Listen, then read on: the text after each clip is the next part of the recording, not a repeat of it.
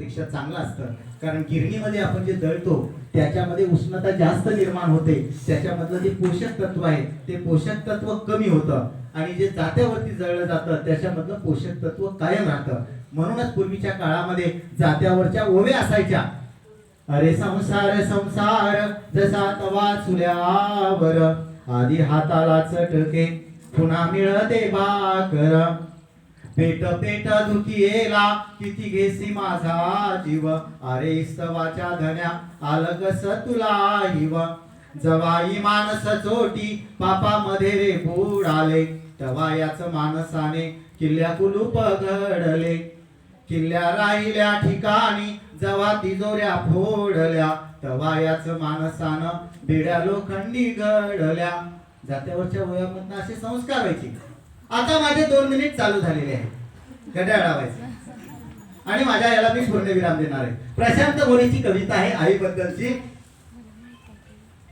ती कविता ऐकल्यानंतर आपल्याला खरंच वाटेल की आपण आईसाठी, आई वडिलांसाठी या ठिकाणी खरोखर चांगला शिक्षक व्हायचा आहे. कारण आता एक जण म्हणले की सर आहेत का नाही बघा, आपल्याला दिसले गुरुजी व्हायचंय का शाळेत दिसले नाही दिसले व्हायचंय हे आपण ठरवायचंय. बरोबर आहे. ते आईचं स्वप्न पूर्ण करण्यासाठी आईची कविता.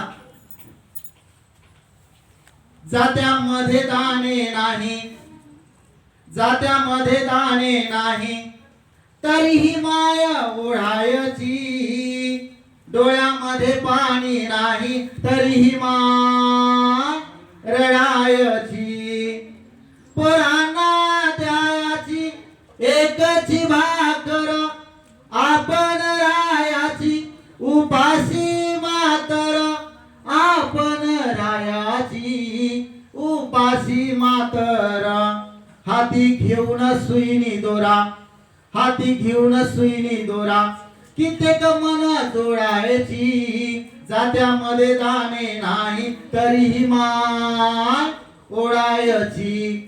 आपल्या घरामध्ये सगळ्यांना जोडण्याचं काम आई करते.